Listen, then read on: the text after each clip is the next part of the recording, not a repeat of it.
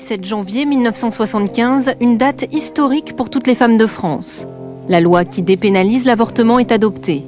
Elle est l'œuvre et le combat d'une femme à l'écoute des femmes, la ministre de la Santé de l'époque, Simone Veil. Actuellement, celles qui se trouvent dans cette situation de détresse, qui s'en préoccupe? La loi les rejette non seulement dans l'opprobre, la honte et la solitude, mais aussi dans l'anonymat et l'angoisse des poursuites.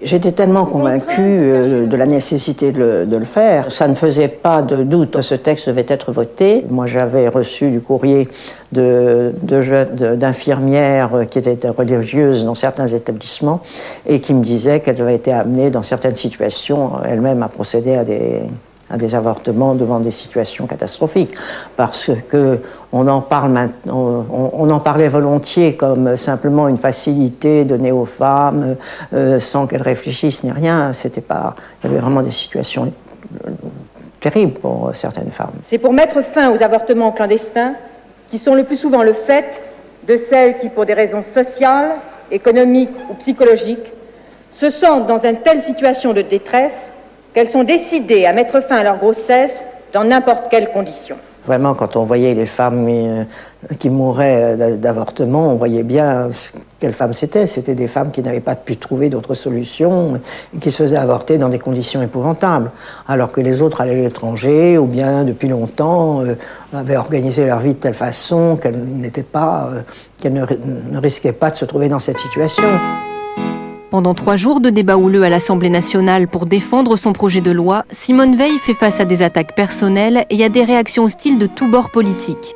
Même si elle est finalement adoptée, la loi sur l'IVG représente un tabou. Il y avait beaucoup d'hypocrisie dans les votes d'un certain nombre de gens qui savaient très bien ce qui se passait, que ça entraînait des drames, mais qui, vis-à-vis de leurs électeurs, ne voulaient pas se mouiller. L'avortement est aussi l'aboutissement d'un long combat mené dans la rue dès les années 70. En 1971, 343 femmes, dont certaines célébrités, reconnaissent avoir déjà avorté.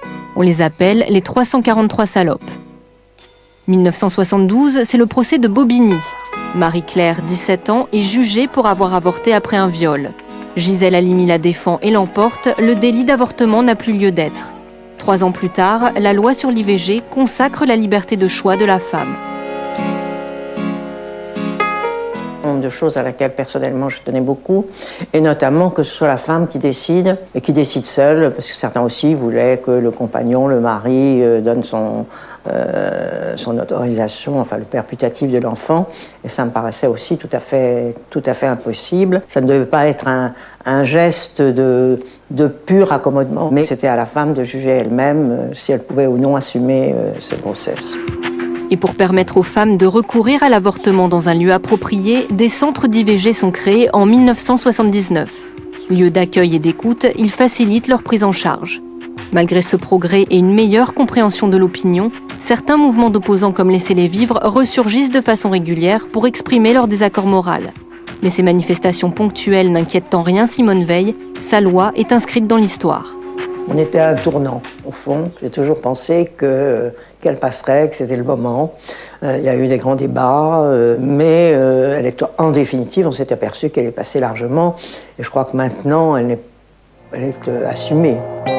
La loi est assumée et va même plus loin. En 1982, l'IVG est désormais remboursée par la Sécurité sociale.